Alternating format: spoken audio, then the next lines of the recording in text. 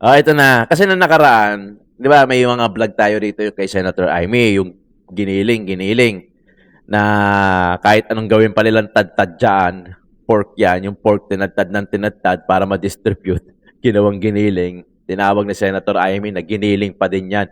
Pork pa din yan. So lumitaw ito si Pinky! Sinabi niya na mayroon siyang si Senator Amy allocable doon sa 2.5 billion sa NEP sa Cabral Files. Kung ganyan ang definition niya na pork, siya ang may pork. Bago lang yan, sagutan lang sila. Oh. January 11, kahapon lang. Sumagot si Amy, si Senator Amy, hindi niya alam na lahat yan na ay wishlist na ibinibigay sa DPWH Central Office. Clueless ba siya na kaming mga oposisyon, lahat FLR or per later release. Kaya ni isa dyan walang naibigay. Zero kaming lahat nila Bongo, Bato at Robin.